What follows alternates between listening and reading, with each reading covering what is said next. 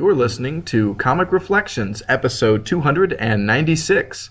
I'm your host, Nicholas Prom. And I'm Superman's pal, Jeff Barnhart.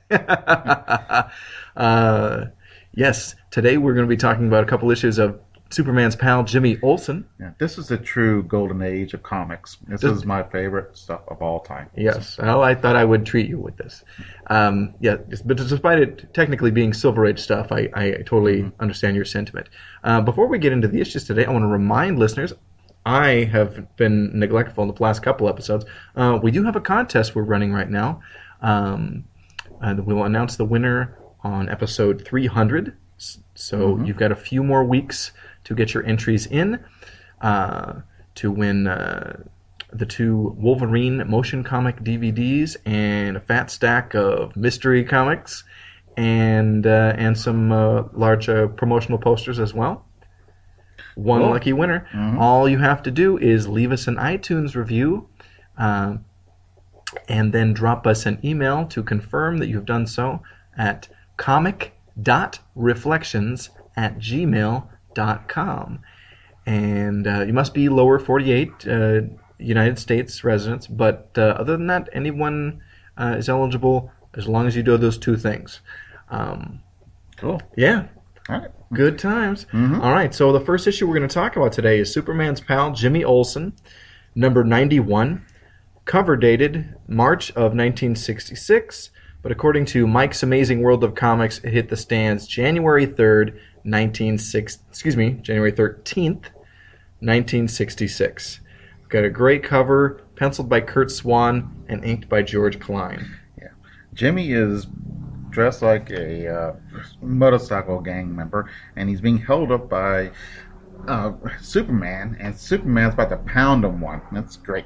And he's got these other dragons who are other members of the motorcycle gang, and they're looking up. They're dressed like the Wild Ones in Marlon Brando. Yeah. And but it's cool. So what is going to happen? Why is he in a motorcycle gang? So we open with a great splash panel here, with Jimmy tied to the clapper of a large church bell or something. And there's this hunchback who's torturing him, trying to get him to talk.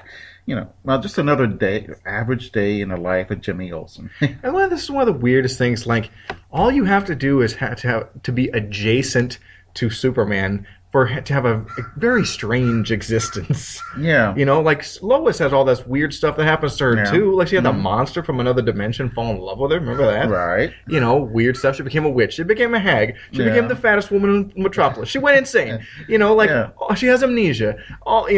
Yeah, and Perry has trouble too, and then and Lucy has trouble. Yeah, and I like when Perry gets his super cigars. He smokes a cigar and gets superpowers. Wow. Yeah, I think they were given to him by an alien or something crazy. But yeah, it's nuts. And I love this stuff. This story, the lead story, is called "The Dragon Delinquent," written by Roy Thomas and reworked by Leo Dorfman. Penciled and inked by Pete Costanza. So a couple of notes here. One, Pete Costanza was back in the Golden Age. He was one of the main artists on Captain Marvel. Yeah.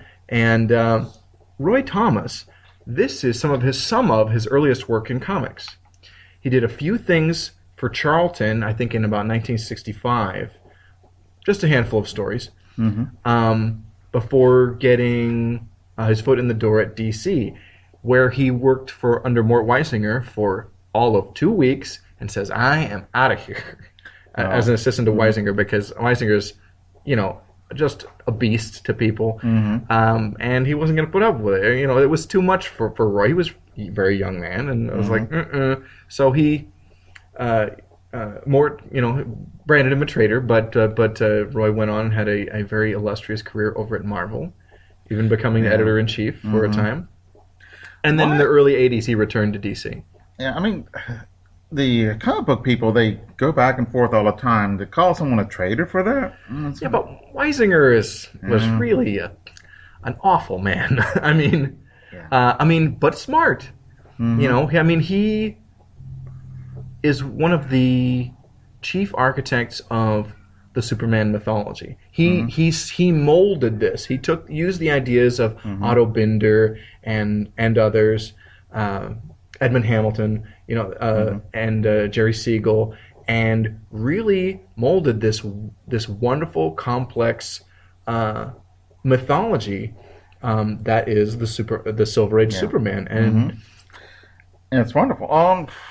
Yeah, people can be great artists and be jerks, and it happens all the time. Yeah. If we only watched movies with only actors that are likable, we wouldn't be watching much. Yeah, and this goes with any kind of creative output. Now, I have met many comics creators who are very nice people, and I've steered clear to the people who have been warned about. Although I did meet Howard Chaykin, who is a bit of there have certainly been comparisons to, say, Harlan Ellison made to Chaykin. Chaykin is kind of irascible, but he's actually a great guy. Neat person. Glad I got to meet him. Glad I got to see a panel that he gave. Yeah. Cool guy. Yeah. Sometimes people will warn you, or you will hear about someone's reputation, and it will be justified, but they're not like rotten people. Right, and also everyone has a bad day. Right, and his Chaykin's reputation isn't that like, oh, he's just awful to people. Is that he's a very opinionated guy, and he doesn't suffer fools lightly. Oh, I hate opinionated guys. Okay. I am one. But anyway, let's talk about this story. I just want to give some notes, and then we'll get into this. Yeah. Well, here comes Jimmy Olsen dressed like a motorcycle guy, and member. And where's Perry White? He is a senator. He was appointed by the governor to be a senator. Is that how being a senator works? It is if, say, a senator dies or something like that. Oh, okay. They can fill out the term. Oh, I see.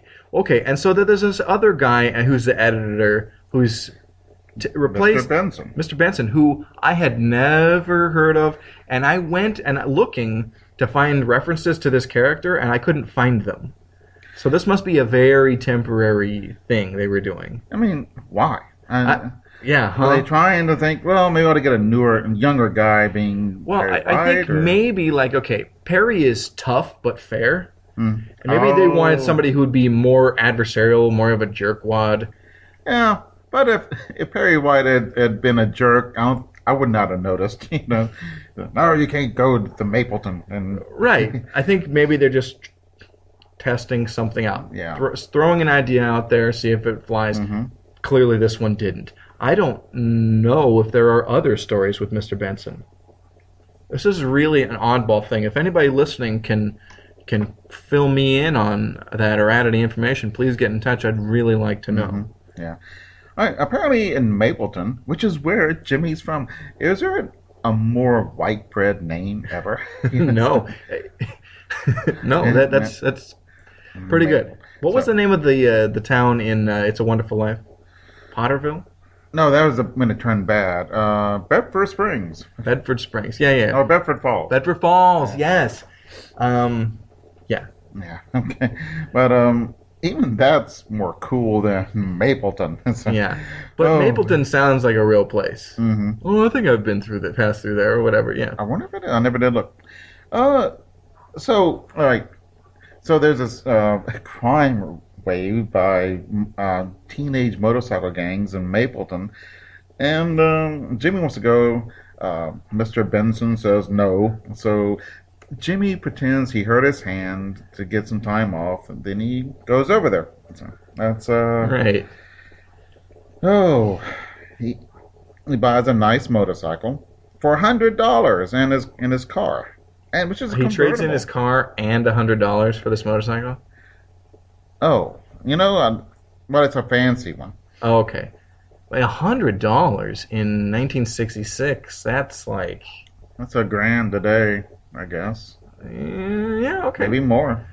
Probably would say more. But To the internet. No, Yeah. later. Okay. Yeah. So we see Rocket Reagan and the dragons.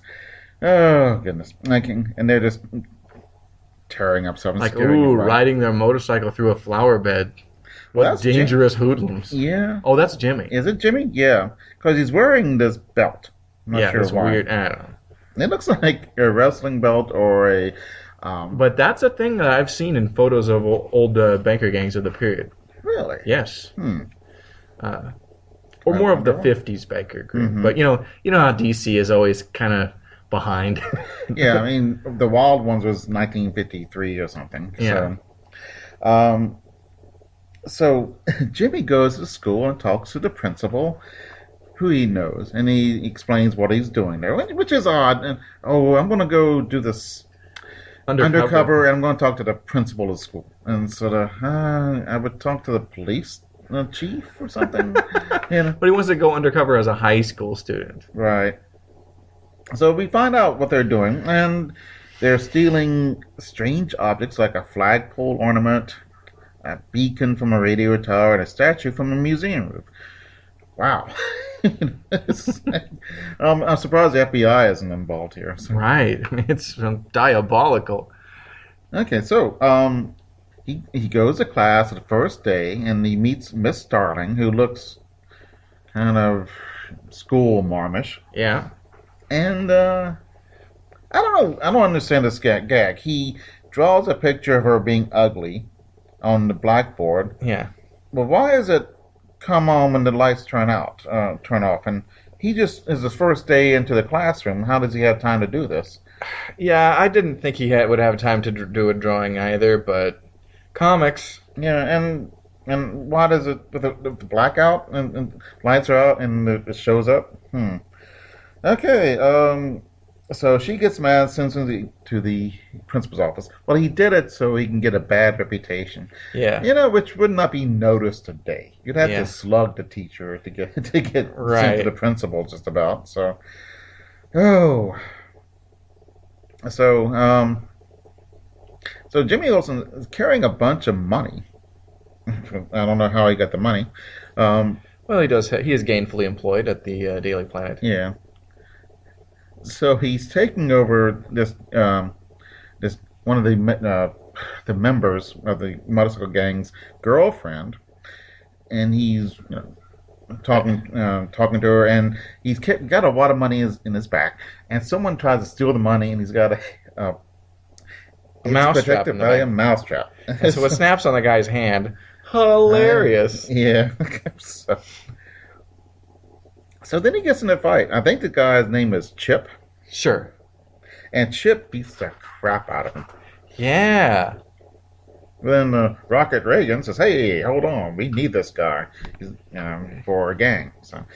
So they invite him to join the gang, and he's got to do initiation. And his initiation is driving his motorcycle into a brick wall. I was saying, I'll pass on that. Yeah, they're like, to see how close he'll get before, like, chickening out, right? Well, Jimmy doesn't chicken out. He crashes through the brick wall because he noticed that there wasn't any grout between the bricks. So he's like, it's fake. Yeah. And he was correct. They were plastic. Although, you don't need grout to make a brick wall like that. If it's Right. temporary. Even if it was just bricks stacked on each other. That would hurt. Yeah, but since these aren't real bricks even, it's fine. Yeah. There's actually a brick factory that was down the way near an old house of mine, and they had in the woods next to the factory stacked up like rejected bricks, and those were like sturdy walls that were built because they just piled up this stuff. Wow. So yeah, crashing into that would definitely Smart. indeed. All right, so he passes that test. So now he gets another test. He's got to tell about his crimes, and he was saying like, let's spray paint on a park statue, stole watermelons from a farmer, and then these two big hands come out and shake him. And say, "You want to hear the real stuff?" So he stole 3 cars and stuck up a filling station, robbed a supermarket. He said he wouldn't squeal though. Yeah. And it turns around, it's Superman. What? It's a Superman robot. Yeah. And I read this, I was like, how the heck did this teenage biker gang get a robot? Yeah. Oh. They had a benefactor. Yeah, and it gets crazier. Yeah. Ooh. Hey, there's a cool house ad for an 80-page giant for action comics featuring Supergirl. So it's a collection of early Supergirl stories. Man. Supergirl's first romance, the Cave Girl of Steel, how Supergirl met the Legion of Superheroes. Yay! And Supergirl's Super Games with Superboy. Man. Plus the origins of Supergirl and her super pets, Streaky and Superhorse. Yay! Oh, I love the stories with Comet. The Superhorse are crazy. Yeah. Oh, yeah. Man. Also, on the other page, there's another house ad for the Spectre appearing in Showcase. What a crazy cover. This demon-looking thing holds the world, and Spectre gut punches him. and he's hitting the Spectre in the head with the Earth. Oh, yes. I recently got to read that story. It's reprinted in one of those DC Blue Ribbon digests of the 80s. Pretty fun story. Cool. Yeah. With beautiful art by Murphy Anderson, too. Hmm. So, but anyway, back to our Jimmy Olsen story. Okay. Already in progress. On a special edition. No, it is a special episode. A very special. Very special. Okay. Jimmy gets in trouble with a gang. Yeah. Oh, man. Don't do it, Jimmy. Okay. So they're working for a guy named Mr. Trader. It's like, really? What, Mr. Criminal is already taken? Clearly. Yeah. So Mr. Trader ordered a Superman robot, and the Superman robot From the Sears catalog? Or? from the scientist, but it had every superpower except flying power and supervision. And Mr. Trader says, $1 million down the drain. It's not perfect. I said, that's good enough. I mean, if he only had one Superman power, that'd be good enough for me. Yeah, I mean, you could definitely commit super crimes with this. Yeah. Although, here's the thing. If I built a robot to commit crimes, maybe I wouldn't dress it up like Superman. That's kind of like painting a target on your chest for Superman to come beat you up. Yeah, because, Superman, someone's committing crimes. It's Superman. This is a job for Superman. Yeah. Like, logically, it would say, how about just a robot? What he should do is dress it up, make it look like Lex Luthor. Yeah. And no problems. Or you can change it to Brainiac or something like that. Yeah, like any bad guy. Yeah. Or mix as Pitalik, and then he wouldn't be able to do anything to us. Man, wow. We should be writing these things. This made me think, though. If you were going to take away one of Superman's powers and just have him all the stories from now on he's going to have all his powers except for one. Yeah. Which one would you take away? Oh, Super Shout or something like that, I would guess. Oh, like, I don't even think about that because that stuff doesn't use that much. Yeah. It's not very useful. I was thinking the Super Speed. Yeah, because you can always call Flash. Well, and also eliminating his ability to fly or run at super speed means a lot of these, like, Superman solves the problem in the nick of the time. Superman's able to basically be there in all these things. Like, all those are gone, and I think that would present more challenges to Superman. He could have super strength and fly and be invulnerable, but if there were real issues of him being able to get somewhere in time, I think that would create a lot more dramatic tension. Interesting. He would need that super jet, which even then, he had that one he made. They put him in. In the 70s, there was a story where he built the Supermobile because he was fighting Amazo, and he couldn't use his powers in the fight against Amazo. I think it was something like that because to get around faster because he can't take the bus. So. Yeah, I think that would make sense because then it would be like, oh, geez, it would take him a long time to get to the fortress. Yeah. The fortress maybe wouldn't even be practical. Right. So unless they get a teleporter or something. Yeah. But then again, that would kind of then solve his super speed problem. I mean, but a teleporter, usually only has, you have a place to get on the teleporter and a place to get off. Oh, okay. And you can't just carry a teleporter with you. Yeah. See, that would actually make the trope of Clark Kent's apartment, I'm using quotes, seem less lame. Yeah. Because I guess I understand that keeps an apartment so that, in the secret identity, people can have a place to see him. Like, where does Clark even go at the end of the day? Yeah, where does this mail go to? Like, I get that. But I'm always like, why doesn't he just have it and keep it clean and just go back to the fortress? The fortress is better. Yeah. And just have the place when he needs to entertain or needs to be seen at a place. Yeah. A place to pick up his mail, that kind of stuff. But we see him sleep in it all the time. I'm like, this sucks. Yeah, I want to go see what the glass-eating dinosaur wants to do. So, there's a lot of cool stuff there. Yeah, the fortress is great. I mean, I could read a comic that was just all about the fortress all the time. Mm-hmm. I'm sure there is. There's a Treasury edition that Roy Thomas wrote I think it came out in the early 80s or in 79, something like that. And it was really fun. I used to have that one. Okay. And it was all about the fortress. Cool. But back to our comic. Okay, so Jimmy's given his first job is to steal a weather vane. Oh, okay. Why? So him and Chip are climbing up the building and going to the penthouse. And then and they're going to write letters to Penthouse. Yeah. Okay. Well, maybe because here is Mrs. Starling, and who knows who Jimmy is. Yeah. Yeah, and Miss Starling, turns out she just dresses frumpy at work. She's a real babe. Yeah. I'd rather have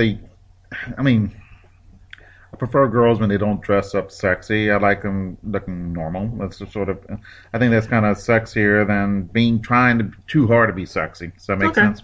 Sure. Yeah, but I know you're boring. It's fine. Okay. Yeah. But she went to school with Jimmy, so she recognizes him. How did he not recognize her, even though? It's been a few years, and someone dressed in high school. And when they're dressed for work and all that, looks a lot different. Okay. Plus, he sees a lot of people. He's a reporter. Yeah. So he at a major metropolitan newspaper. Yeah. So he tells her, "Hey, I got to steal this weather vane." So he goes up there, and he comes back and says, "Hey, why don't we do something?" And the phone rings, and he grabs it, and it blows some kind of knockout gas at him. Out of the phone. That's straight from the man from U.N.C.L.E. Yeah. I mean, or really. get smart. Yeah. Then Jimmy uses his shoe phone to contact Superman. No. Yeah. I'm kidding, of course. Yeah. And the cone of silence. Oh, jeez. And then he wakes up and the place has been stripped. There's nothing there. Yeah. He goes to school the next day, and he overhears Chip talking to Miss Starling, and they're in on it together, which makes Jimmy really mad. So they go to the honeycomb hideout.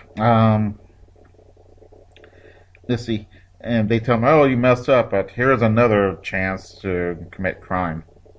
You're gonna steal a gargoyle from the Tower of Notre Dame, which they have a facsimile. Yeah.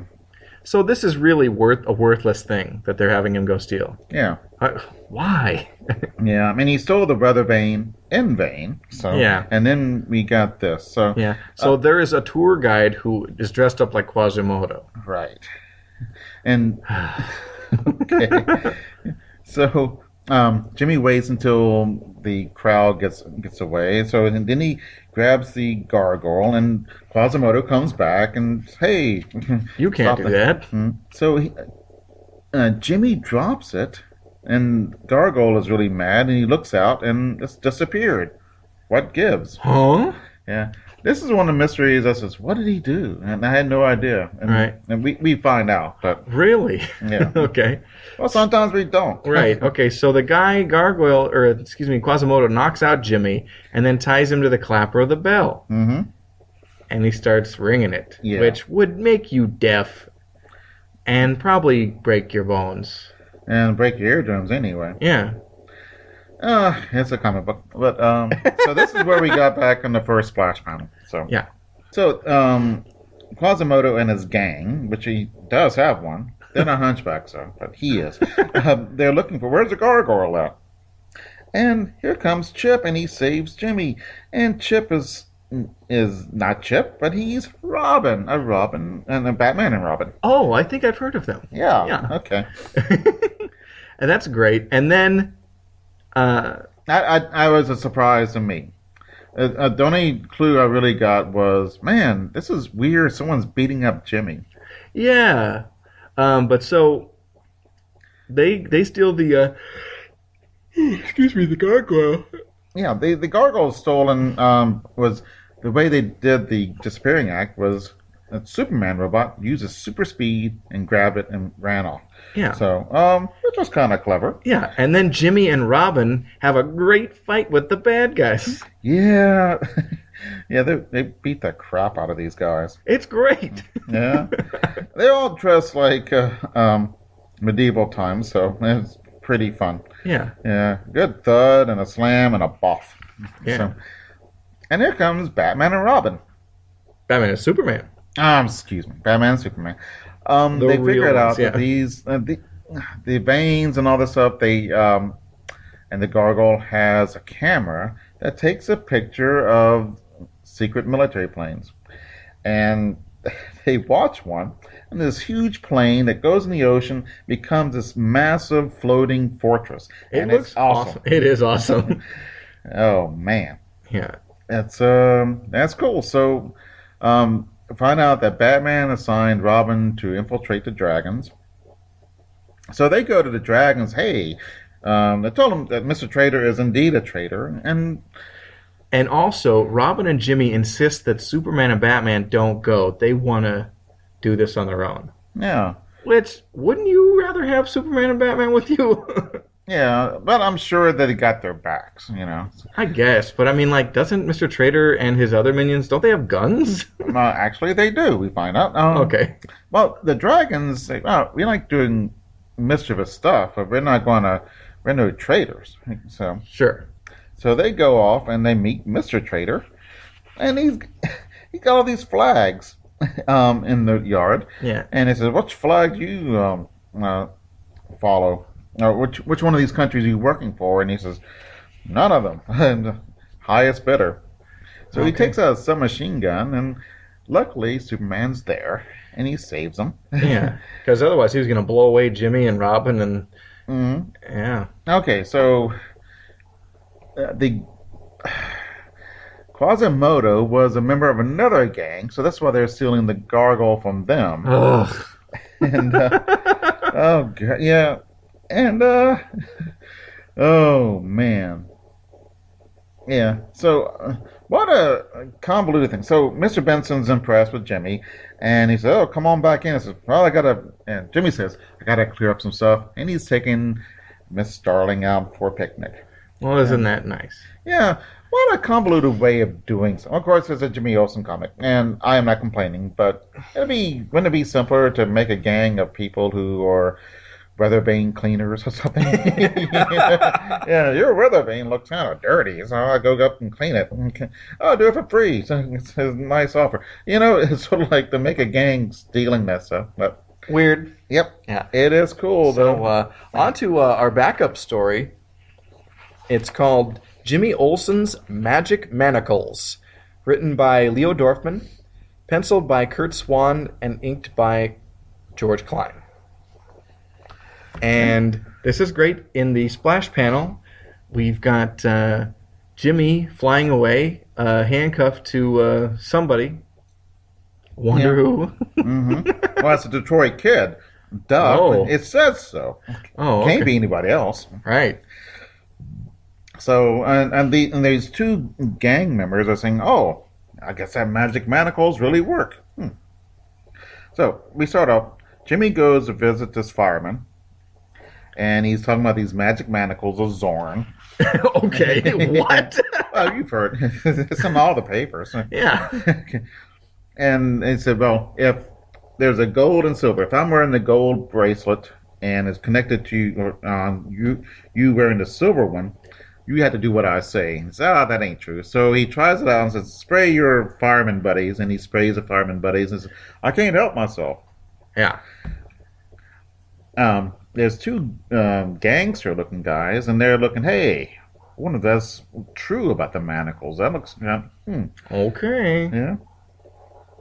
So we find out that they had played cards with some Vietnam War American fighter pilots and took 30 grand, which is a huge amount back then. Yeah. That's a big amount now. Indeed. So, but they said they're patriotic, gave him enough to for the train fare home, Yeah. which is nice. So they're meeting the Detroit Kid.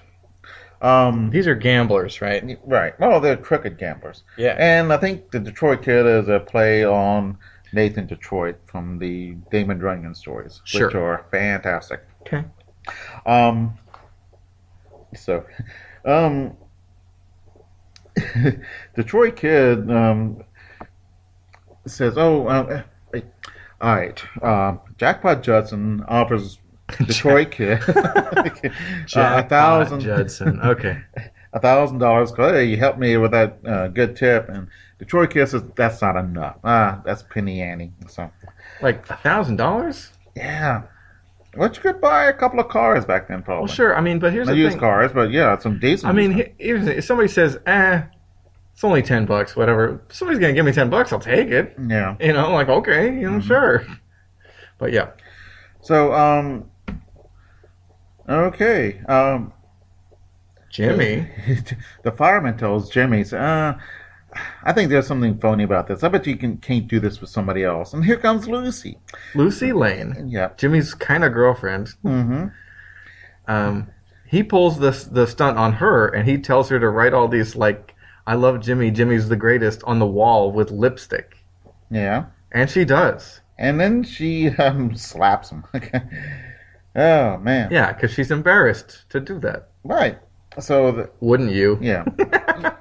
Oh, it depends on. If it was Jimmy. Oh yeah. Yeah. I don't love you, Jimmy. I mean, not in that way. Yeah. So Detroit Kid seems they what the bad guys watch this, and Detroit Kid says, "I don't know. I don't trust that.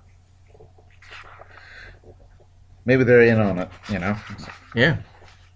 So Detroit Kid says, "Hey, I bet you $100.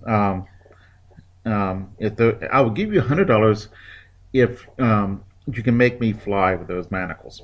Right. And they work. Yeah. So okay, I immediately know who the Detroit Kid actually is. I knew who the Detroit And Kid then was the very first. Right. I suspected as much. It is pretty obvious. And then the whole conceit of the story kind of like comes into play. Yeah. Which we'll get into.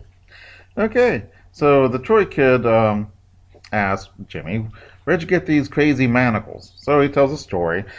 Oh, there was a king, and he was deposed by this mean minister. And Okay. so the minister had him acting like a monkey. So the king's wizard goes to the ex-king and says, "Hey, I'll fix it up for you."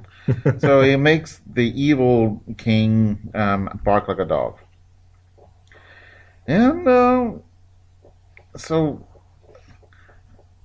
the bad guys are trying to undercut themselves and the other people, and it's kind of neat. And so, I think $5 grand, 20,000, which is real money. Yeah, they're bidding to buy the manacles. Mm-hmm. And then Jimmy does sell them, right? He doesn't sell them then. I gotta use this at the next Jimmy Olsen Fan club meeting? Yeah, it's a Jimmy Olsen fan club meeting, which is so absurd. I'm going to be I'm going to be a member of a fan club, not of Superman, but Superman's pal Jimmy Olsen. So, that's kind of cool. Detroit Kid has a TV in his briefcase. Yeah. They watch Jimmy play this guy, and he lifts up his 1,000-pound barbell. So the bad guy goes and offers Jimmy 30 grand for the manacles, and Jimmy says, "Okay, but you got to sign that you have paid me for this, Yeah. and you cannot return it." So He said, cool, I'll do that. So he takes it to the bad guy goes to the bank, and he claps on the manacle to the bank teller and asks for the money. And it doesn't work. So, here comes the cops, and the guy gets sent into jail. Yeah. Turns out it was a foolie. Yeah. Superman made all those, and everyone else was in it. Lucy was in on it. Superman blew the hose to make it spray the guys, and of course Superman was the Detroit kid, and so he could fly away easily. Yeah. The only problem is, why not just have Superman knock some heads together? I think that they wanted to catch the guys in another crime. Yeah, because it's not that big a crime to a crooked card game is not that big a crime. Yeah. Robbing a bank is. There you go. So, I think that was pretty neat. Yeah, it was. Yeah. That's fantastic. So that's the issue. What do you think overall? Pretty fun? Yes. Fun is Jimmy Olsen's middle name. Okay. We are going to take a quick promotional break, and we'll return with more Jimmy Olsen. Stick around.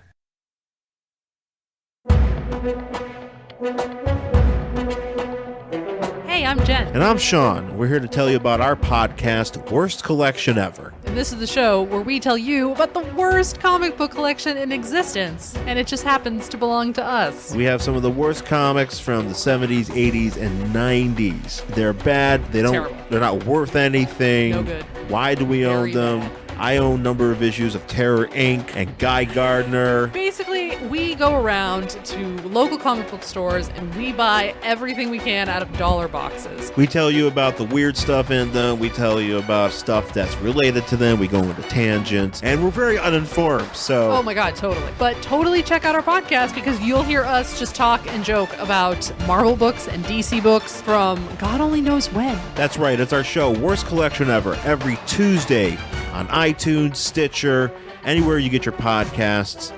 Download, rate, subscribe, tell a friend. It'll be good and terrible, but good.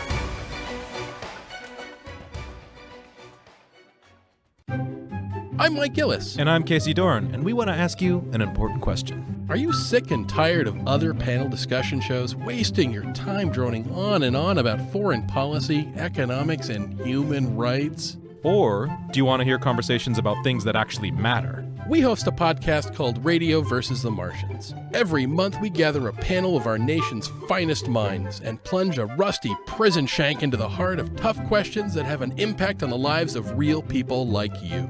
Like, are drivers required to pull over for the Ghostbusters? Is the United Federation of Planets actually an oppressive dictatorship run by guidance counselors? Is Arnold Schwarzenegger secretly a genius? And are we being mean when we laugh at movies that are so bad they're good? So write your congressman and let them know that Radio vs. the Martians is available on iTunes, Stitcher, and on radioversusthemartians.com. And we're back. Jeff, now we're going to talk about Superman's pal, Jimmy Olsen, number 100. Cover dated March of 1967, but according to Mike's Amazing World of Comics, it went on sale January 12th, 1967. Terrific cover art, penciled by Kurt Swan, inked by George Klein. And the greatest title of all time. The greatest Superman art team. I mean, those are my guys. Mm-hmm. Don't get me wrong, I like Wayne Boring and Stan Kay. That's a great duo as well. They're my number two. Swan and Klein forever. Yeah. But yes, let's talk about this issue. Well, let's talk about this cover for a minute. Yeah. Jimmy and Lucy finally get married. Yeah. But Superman's sad. He's flying and throwing rice at them. And they're peeling out with the shoes behind their car and all that stuff. Yeah. We see Clark Kent and nobody else. Oh, is that Lois? Yeah. I don't know who the blonde is or any of the other people. They're just other humans on Earth. Yeah. Okay. Right. Yeah. So obviously Clark is a Superman robot. Mm-hmm. But let's talk about this issue. The splash panel is great. We have see Superman, showing Jimmy and Lucy the home that he's built for them. Yeah, it's a classic 50s or 60s modern house, and it's glorious. It's great, and also, how cool is that to be Superman's pal and to have Superman build you a house? Right. That's awesome. That is one thing. We're talking about super speed. That's one thing he can do is build things with super speed.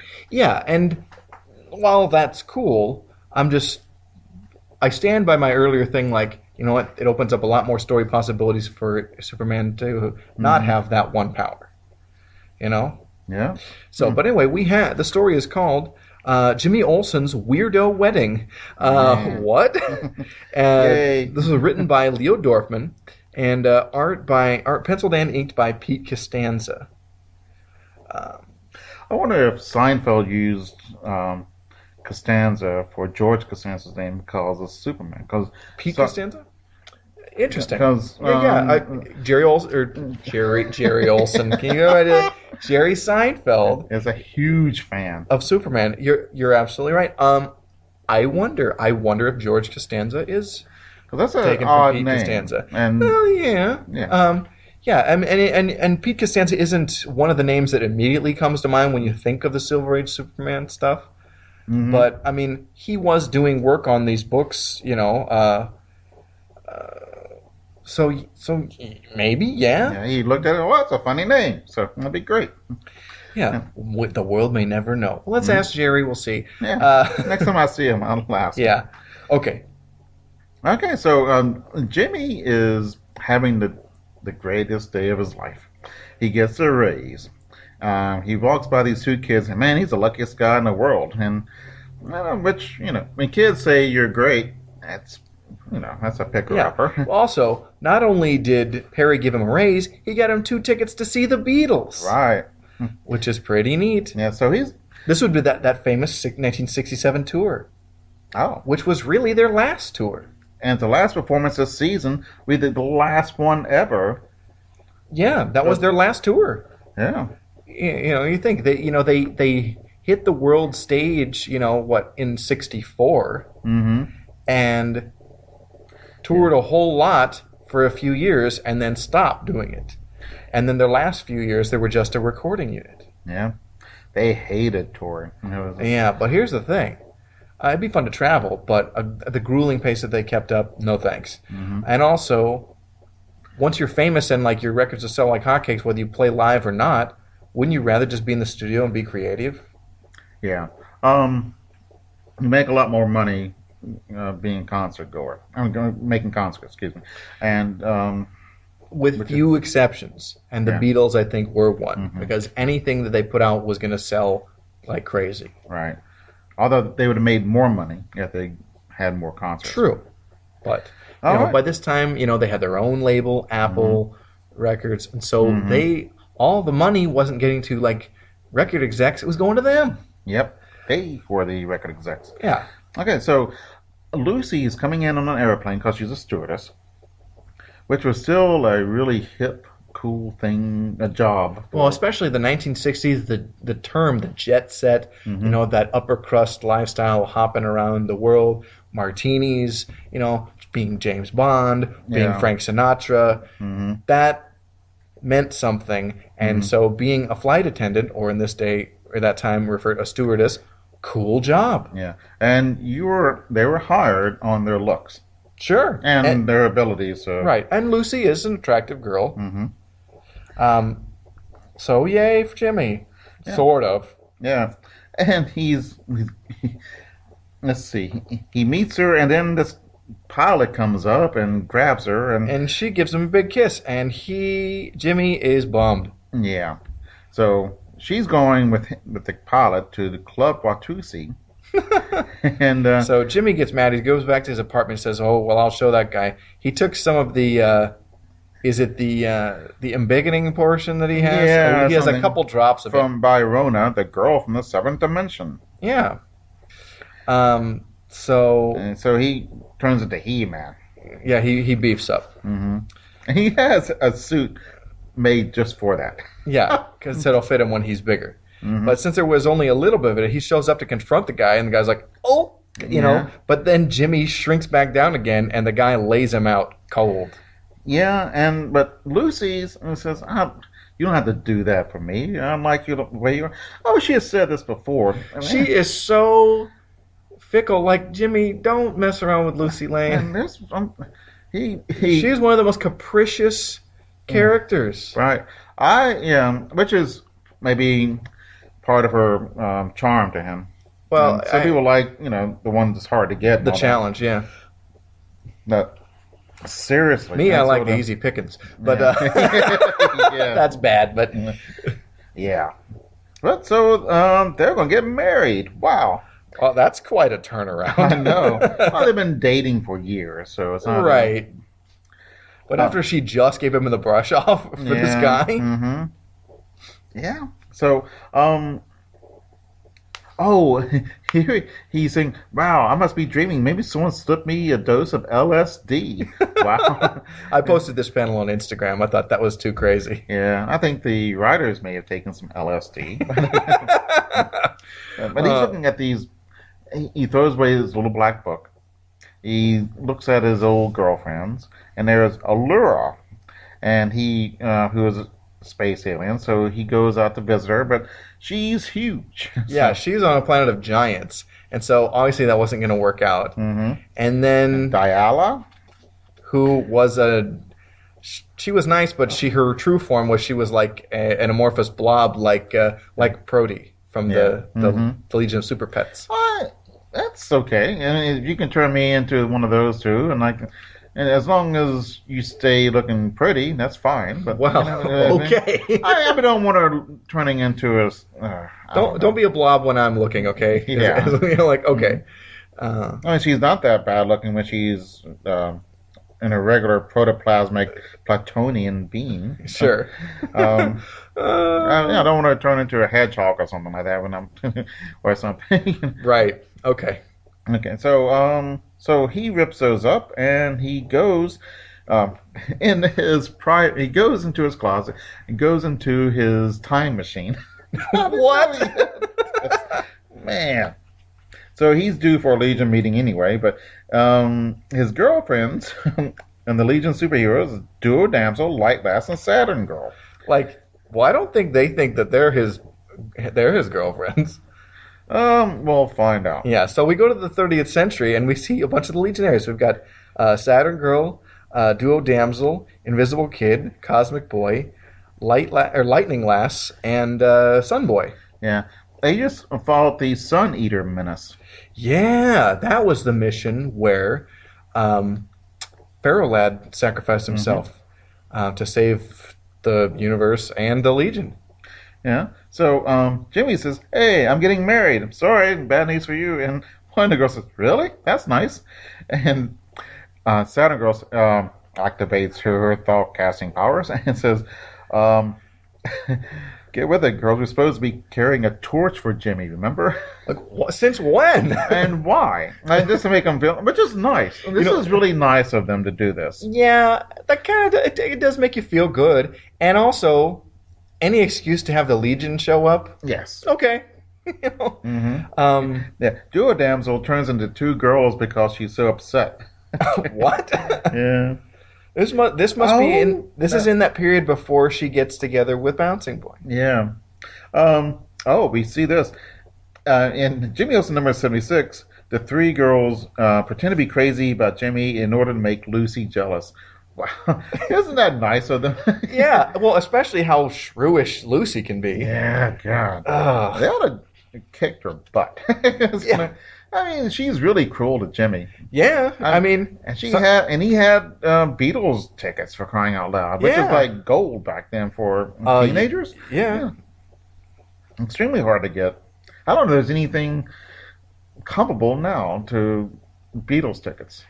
Yeah, I would be hard pressed to come up with an example. Okay, so let's carry on. So Jimmy goes back to the 20th century in the time bubble. Mm-hmm. Yeah. Okay.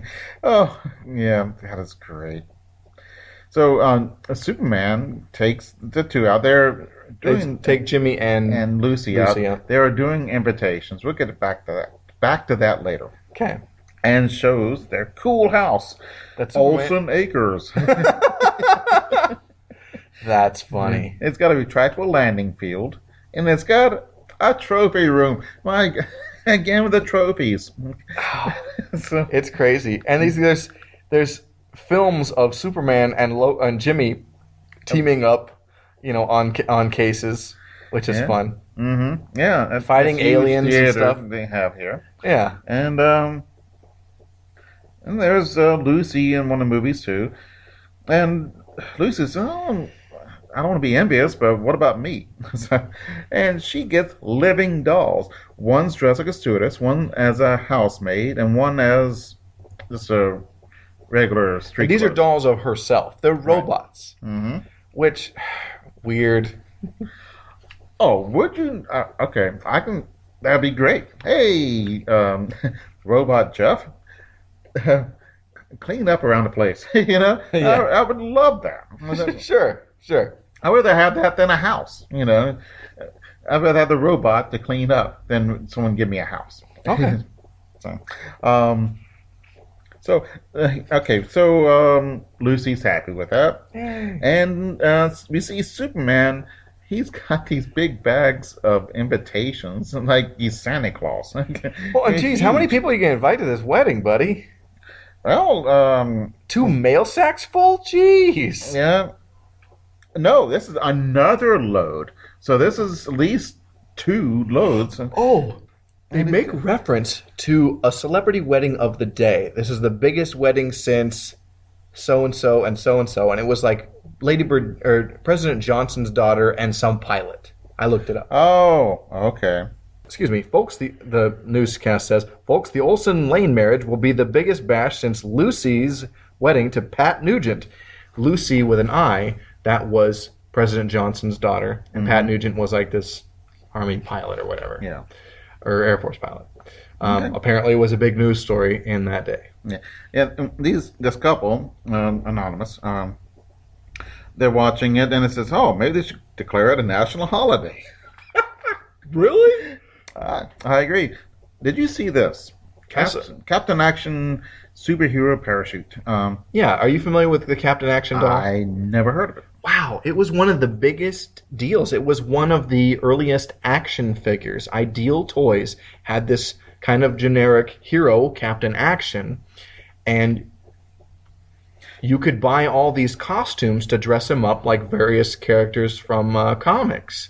There were costumes for the Lone Ranger, Steve Canyon, Flash Gordon, Batman, Superman, the Phantom, Sergeant Fury, Captain America, and Aquaman. And I think there were others as well, but those are like the ones people remember. And this is really fun. I think G.I. Joe was already out, but Captain Action was great. This predates the Mego dolls. Mm-hmm.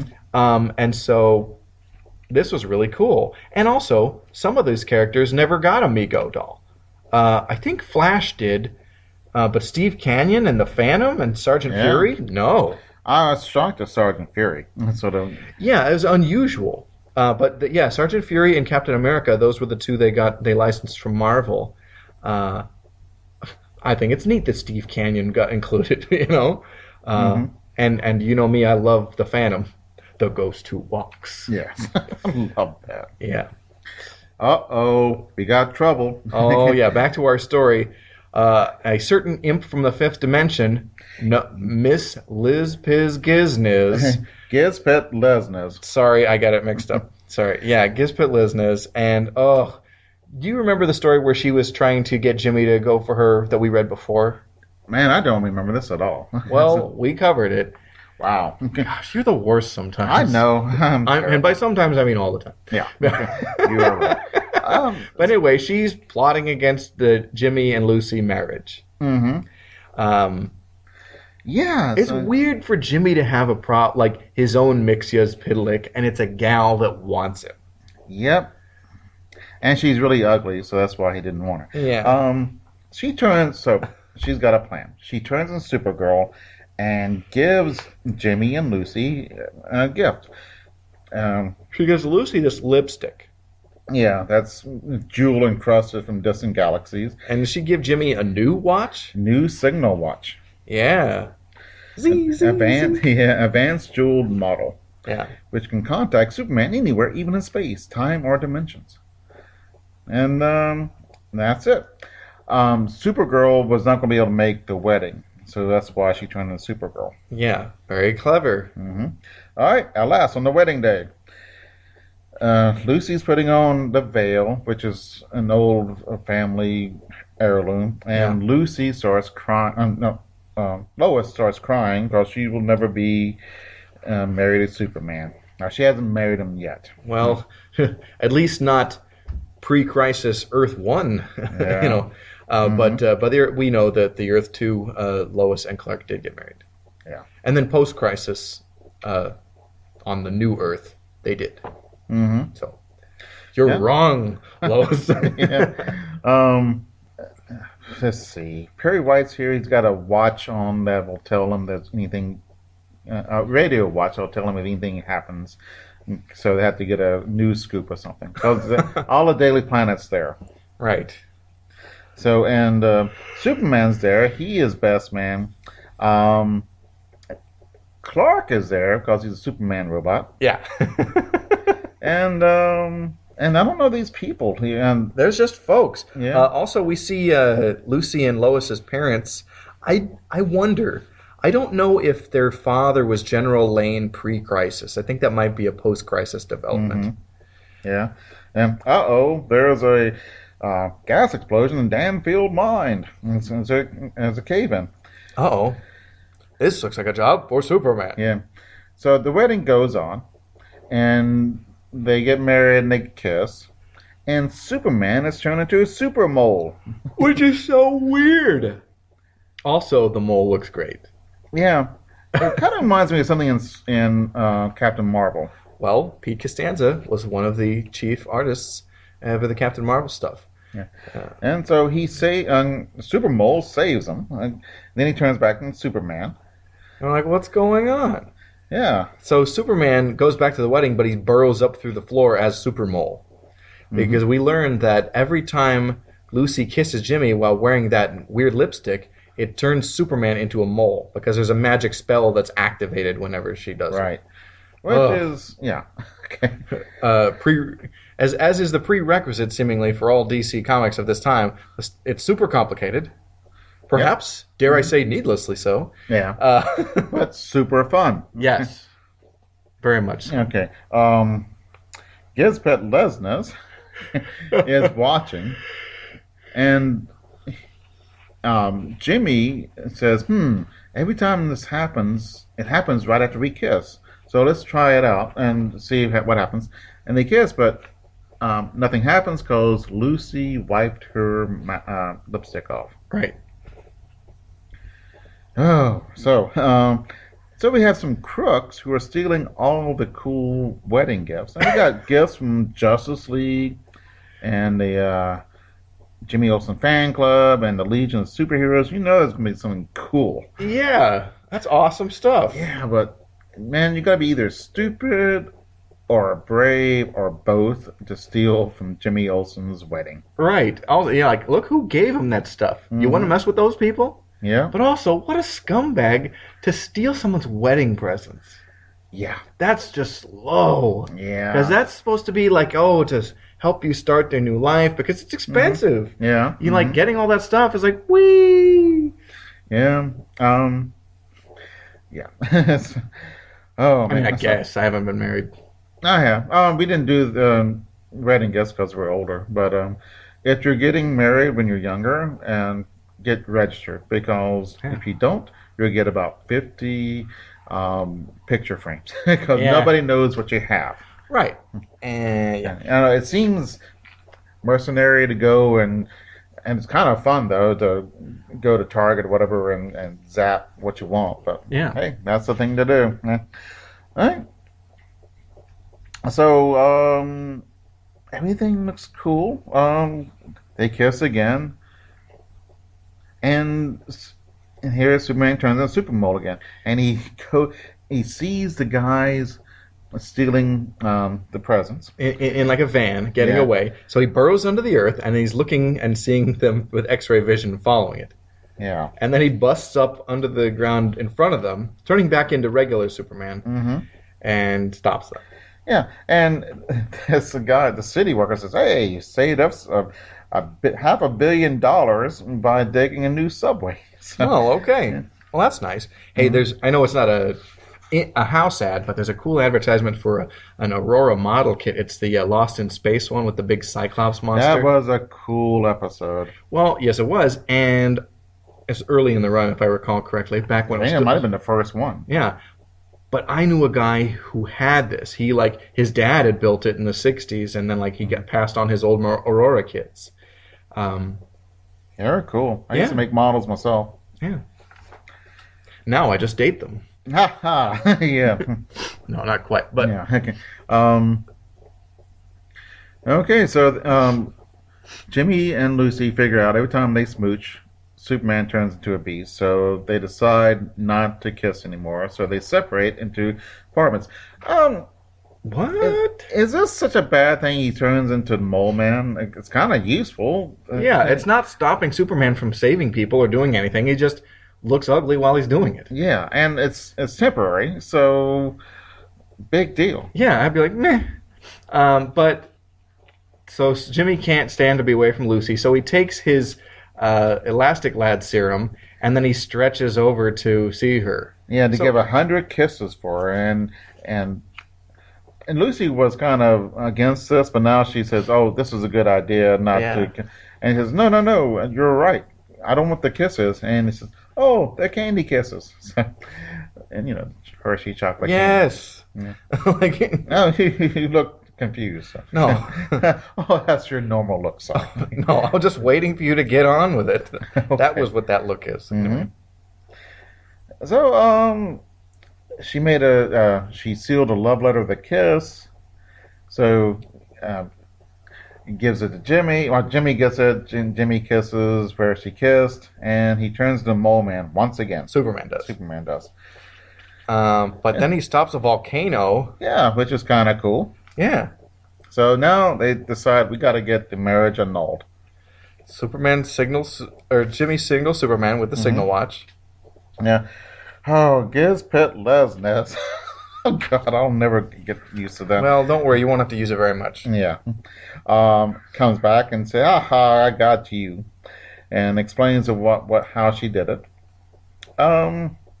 Which I don't know. No, it ends. It's important to the story, but if I was this person playing that, I wouldn't tell anybody. Okay.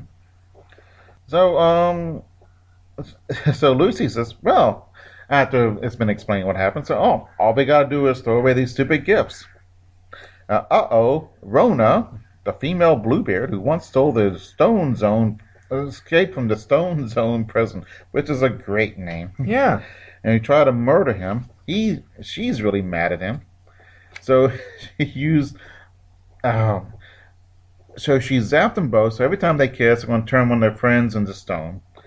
And to show that Rona's not too bad, she turns, what's her name, into stone as well. Oh. Is Lesness. And then Rona's captured by the interdimensional police. And so Gizpy, I think as people call her, Sure. is She's leaves. restored, and then she And says her name is backwards to just go back to the fifth dimension. Wow. Okay. So man, okay, so everything's cool, and then here comes Diala from Platonia, and she says, "I'm going to find a way to get even." So they said, Now she's the protoplasm one? "Yeah." Okay. She's really mad about it. So Lucy says, "You got all these girlfriends, and they want to kill us or something and do some harm. So just go through the annulment." Yeah. And they go in front of a judge, and I'll grant the annulment as long as both parties agree to remain friends. I says, huh. Would a judge give a crap about that? Judges might, yeah. Okay. Okay. So then we see Jimmy's looking for his little black book, and Well, he's over it pretty quick. yeah, this is really sad. He can't marry, and it's a comic book, but Yeah. the The implications are not exactly awesome. Yeah. Hey, he can't. Wow.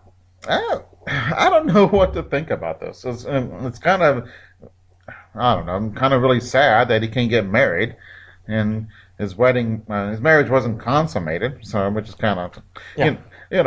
it's a shame that married people cannot show affection other than kissing. So. Right.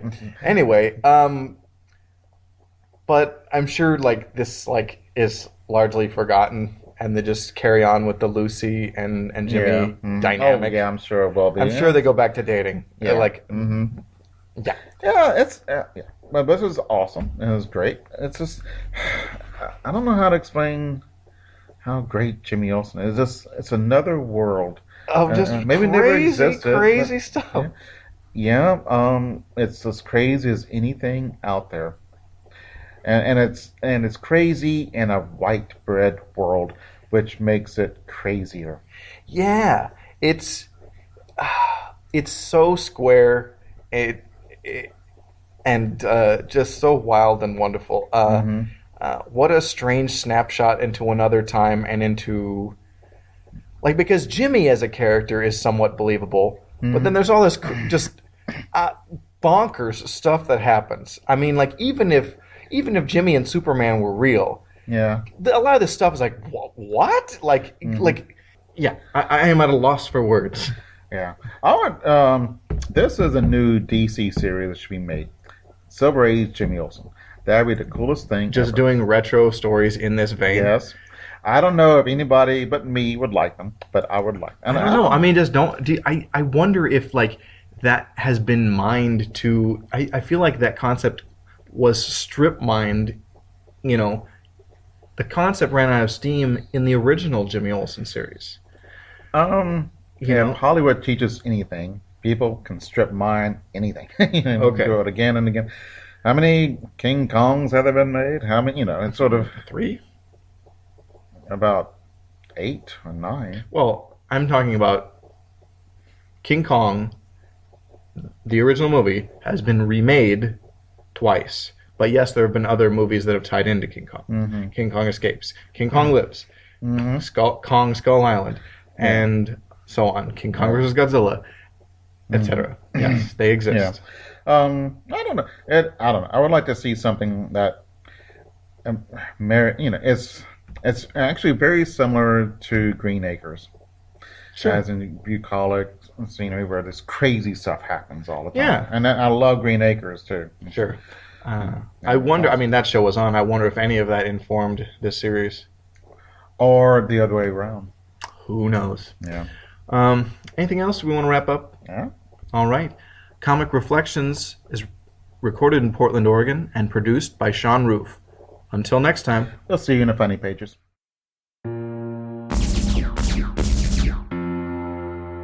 Trekker Talk, a fan podcast devoted to the adventures of 23rd century bounty hunter Mercy St. Clair from the pages of Trekker Comics by creator, writer, and artist Ron Randall. I'm Darren. And I'm Ruth.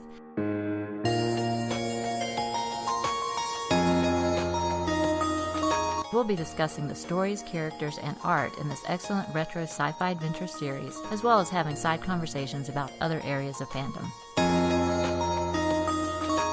We hope you'll join us as we travel from the dangerous back streets of New Guelph to the depths of outer space and everywhere in between. Trekker Talk is available at podbean.com and on iTunes and Stitcher. Find us at trekkertalk.com.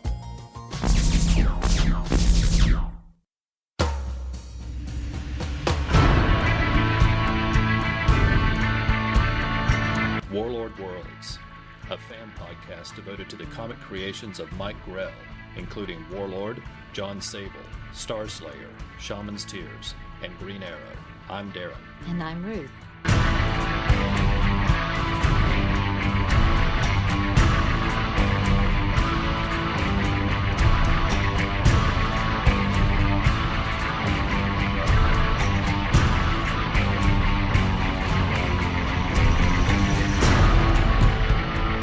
We hope you'll join us as we discuss the stories, characters, and art in the many excellent comics from writer and artist Mike Grell. Warlord Worlds is available at podbean.com and on iTunes and Stitcher. Find us at warlordworlds.com.